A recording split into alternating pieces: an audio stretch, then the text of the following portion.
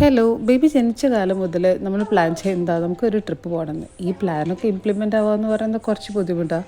കാരണം അപ്പന അങ്ങനെ ട്രിപ്പിനൊന്നും വരുന്ന ആളല്ല. അപ്പോൾ നമ്മൾ കുറേ ഫോഴ്സ് ചെയ്യണം ട്രിപ്പ് പോയാലോ അപ്പാ എന്നൊക്കെ പറഞ്ഞിട്ട്. പക്ഷേ ഈ ഐഡിയ അപ്പൻ്റെ തന്നെയായിരുന്നു ഇത്തവണത്തെ. അപ്പം അങ്ങനെ അപ്പൻ നാട്ടിൽ നിന്ന് വന്നിട്ട് അപ്പം പറഞ്ഞു നമുക്ക് എന്തായാലും പോകണം ഇത്തവണ.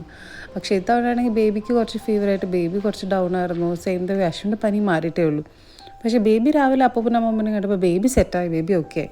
അപ്പൻ കാറൊക്കെ പ്ലാൻ ചെയ്ത് സെറ്റാക്കിയിട്ടാണ് അപ്പം വന്നിട്ടുണ്ടായിരുന്നത്. അപ്പം അങ്ങനെ നമ്മൾ വണ്ടി കയറി നമ്മൾ പോകാൻ തുടങ്ങി. അപ്പോൾ ഓൺ ദ വേ നമ്മളൊരു സ്ഥലത്ത് ഭക്ഷണം കഴിക്കാൻ നിർത്തി.